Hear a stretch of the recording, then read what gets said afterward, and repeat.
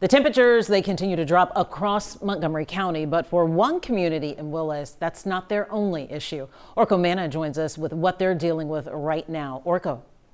In addition to the freezing temperatures and icy bridges, folks in the Lexington Heights subdivision in Willis have no running water, and it's been like that for more than 24 hours now.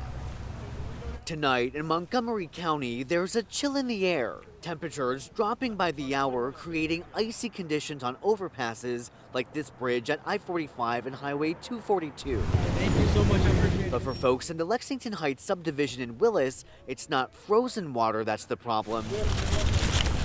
It's no water at all. Pressure started dying.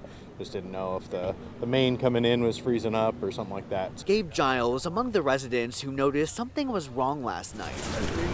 Hearing about the issue, Montgomery County officials setting up this water donation truck this afternoon, handing out dozens of cases of bottled water to neighbors who really need it as they hunker down at home to beat the bitterly cold temperatures. How grateful are you to have these folks out here provide this water? Oh, huge.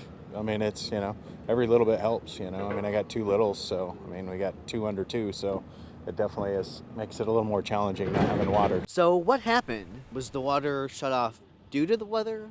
The utility provider is saying that they had an electrical issue which has caused a pump malfunction, and they're waiting on a part to get here so they can repair that and get it back up and running. So I don't know if it's weather related per se. It could be, as people were trying to use more water, drip their faucets and things like that. However, it's hard to say at this point. Just one. Whatever the reason, Montgomery County Judge Marquillo says he felt compelled to help. We saw these people had a need. We have a warehouse full of stuff, and so we just decided we got to help these people. That's what we're doing out here right now. This is what we do. This is Montgomery County. Texans helping Texans. We love to see it. Officials say that they're keeping in direct contact with the utility provider to ensure water service gets restored as quickly as possible. Reporting from Montgomery County, Orko Manna, KHOU 11 News.